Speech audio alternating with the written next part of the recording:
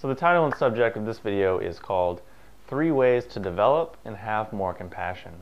Now, compassion is pretty much a universal virtue or value across many different spiritual or religious or self-development or personal development traditions. And it's something that doesn't need to be kind of cosmic or otherworldly or, esoteric in any sort of way. And what I'm going to do in this video is present just a really practical, common sense way of understanding it, understanding why it's important, and then how to develop it. So first and foremost, why am I doing this video and who am I to talk about compassion? And I'm not making this video as in I'm some sort of ascended master or sage of any kind, even though some people are probably going to try to accuse me of that, which, whatever. So why I'm doing it and why I'm making this video is because it's particularly relevant and important and a good learning lesson for me. Meaning these thoughts came into my head and I realized, yeah, this makes a lot of sense. So this is something that I can have in my mind, working in my consciousness, then I can take action on and put it into practice, and it works for me and it yields positive results when used and when applied. So also, on top of that, right now it's summertime when I'm making this video, which means it's associated with the fire element, which means it's associated with the heart. You think of heart, you think of compassion, makes sense. So the next question is, well, why would you want to feel compassion? Why is cultivating that as a trait or characteristic at all valuable or interesting? Well, if you really, really want to dig deep into it and you want to make it very grandiose, tons of different spiritual approaches or esoteric approaches to it. But for the context of this video, my reasoning is quite simple in that it just feels better to be compassionate than to be harsh or judgmental or confrontational towards other human beings. So that's really my line of thinking. It just feels better and it's a lot less stressful, and when you retrain your mind, it becomes a lot easier. So number one, we're going to need some reasonings to back up why it feels better and why it's common sense and why it's easy. So number one, the first thing that we need to understand to really develop and have a common sense, obvious approach for developing compassion for ourselves and both for other people is to realize that in the end, we all generally want the same things.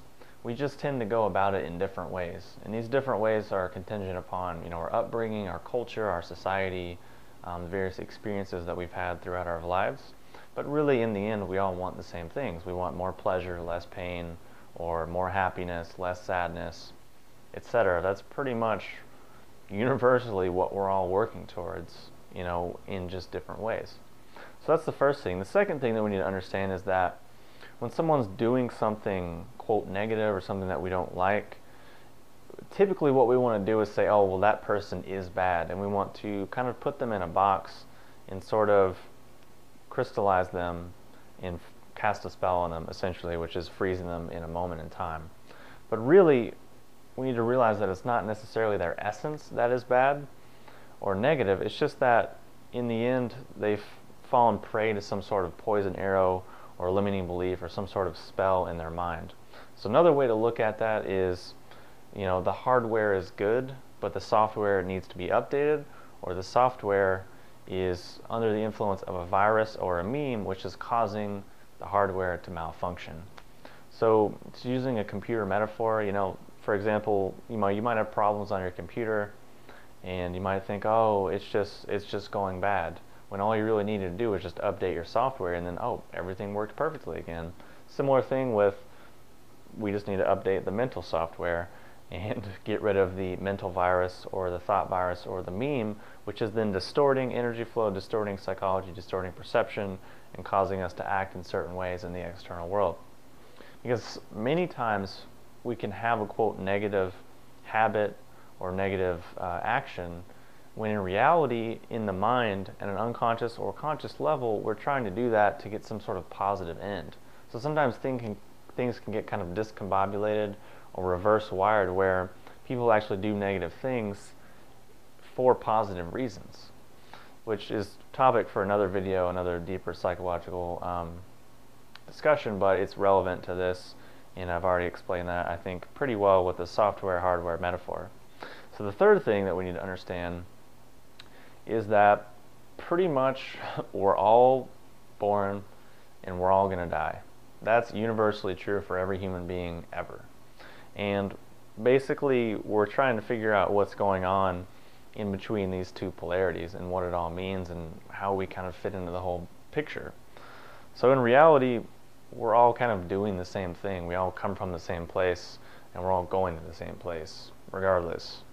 And a cool thing that you can do, a nice exercise, is to just, next time you're out, look around and just visualize, everyone's heart beating, everyone's breathing, everyone's got insecurities, everyone's got strengths, everyone's got weaknesses, everyone's got emotions. And think about the person there. Okay, well, what were they wearing when they were born? They were naked just like we were as well. What's going to happen to them one day? It's going to happen to me. Well, they're going to die. So all of those things lining up are creating a pretty huge case for some similarity and rapport and harmony. And when you're coming from that place, people will respond to you differently, just at an unconscious level, because most of communication is unconscious and is contingent upon more as what's going on inside of you than actually the words that are coming out of your mouth or things that you're actively doing. So never underestimate the power of just having a different sensation or coming from a different place and radiating that outwards, because that can influence how people will respond to you.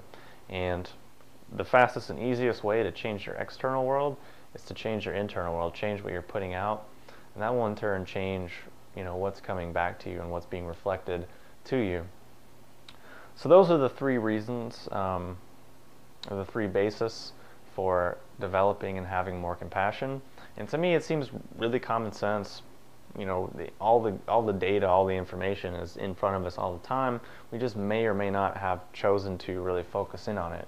So hopefully by this video, you're able to see this in a little bit different way. Maybe you're someone who has read books before and it's talking about, oh, compassion, be compassionate, develop this, develop that, but never really had seen it crystallized and explained in an easy to understand way. So hopefully I've been able to do that, because I had to do that for my own self. From being someone who's just read a lot of books and just had to make sense of a lot of things, because oftentimes people will have the best intentions and they'll just put out grandiose ideas and say you should do this, you shouldn't do that, but not really like chunk it down into actionable common sense things. So hopefully that's what I've been able to do in this video, and the information's helped me, and I'm sure it will continue to do so, and I'm sure it will do the same for you. So if you have any questions or comments, post them below, and I'll talk to you soon.